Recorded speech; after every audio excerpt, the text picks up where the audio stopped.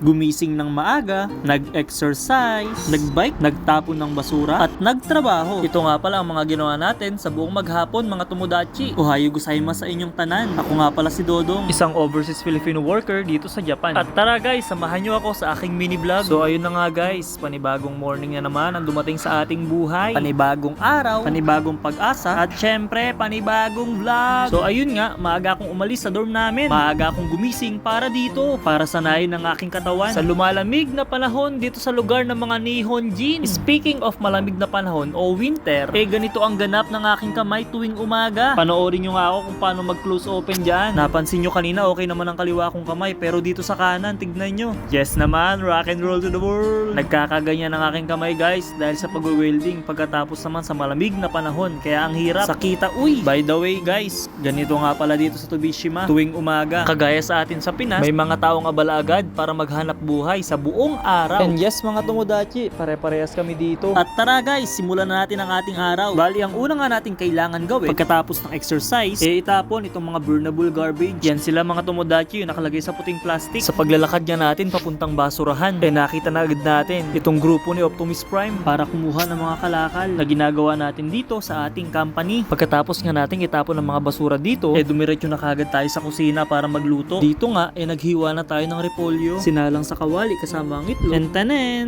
tortang repolyo with pandibugbog. Tara, kain tayo guys. Hindi nga pala pwedeng hindi kakain dito guys, kasi naman nakakagutom sa trabaho pagka bibigat ng mga binubuhat natin. Kaya kayo mga tomodachi, huwag kayong papalipas. Mahirap nang magutom. Then dito, nagbihis na nga ako. Grabe, parang kailan, Lunes lang. Pagkatapos ngayon, Lunes na naman. Yung iba dyan, napanood na yung Hello Love Again. Samantalang kami dito, Hello Work Again na lang palagi. Pero okay lang, hindi naman tayo nagre-reklamo. Pero parang ganun na nga. Biro lang. Sarap kayang magtrabaho. Nakakasabi kahit itanong nyo pa kay Boss Malupiton. Daan muna nga pala tayo dito sa office para kumuha ng mga bagong glove. Nabutas na kasi yung gloves ko nung nakaraan, kaya ayun, napaso ako. Pagkatapos nun, ayan, nag-in na tayo mga tomodachi. 8:30 pa yung trabaho namin. Pero sinisika po talaga maging maaga dito sa trabaho. Kasi naman medyo mabagal pa akong gumalaw. Kaya kumbaga, eto na lang yung pambawi ko. Inaaral ko yung plano. Pagkatapos ay hinahanda ko na yung mga tools na gagamitin namin. Noon ko kagad yung mga machine, yung gas at iba pa. Inayos ko na nga rin pala tong grinder. Kasi naman naglulus yung saksakan. Kaya nung nakaraan sa trabaho, napakahassle. Bigla na lang namamatay at nagloloko kagaya ng jowa mo. Pagkatapos nga, inayos ko na rin yung mukha ko.